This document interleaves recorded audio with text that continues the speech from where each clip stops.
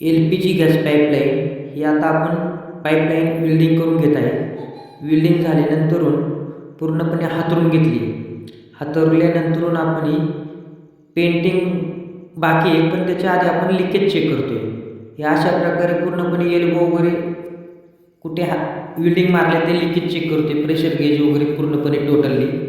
हे आपण 22 बाथरूम आहे, तर 22 बाथरूमला आपण 11 गॅस गिझर बसवलेत आणि एका गॅस गिझरवरती आपण 2 बाथरूमला गरम पाणी सोडलेले आहे आणि 3च गॅस सिलेंडरच्या टाक्या बसवल्या आहेत. एका टाकीवरती आपण 4 गॅस गिझर बसवलेत.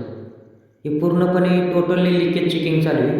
हे काम आपण मुळशी तालुक्यामध्ये गिरीवन गावात केलेले आहे, एका आश्रमचे.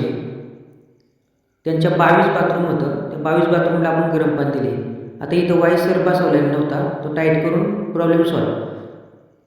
ही अशा प्रकारे पूर्ण लाईन आपण चेकिंग करून घेतली.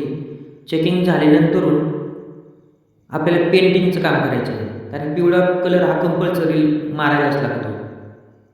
हे बघा, आता हे पेंटिंग पण आपली चालू झालेली आहे. त्या साईडला एक मुलगा पेंटिंग करतोय.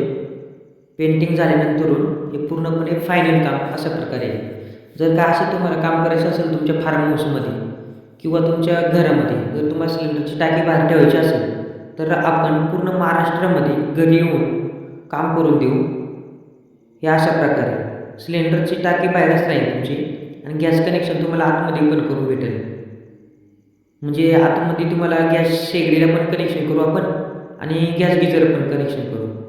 जर तुम्हाला करायचं असेल तर आपल्याला संपर्क करा 83 086 093 03. हे काम आपण गिरीवनमध्ये केले, मुळशी तालुक्यामध्ये, पुणे जिल्हा. हे अशा प्रकारे 350 फूट पाईपलाईन झाली त्यांची टोटल. आणि ही पाईपलाईनला आपण पहिला हाय प्रेशर दिलं आहे.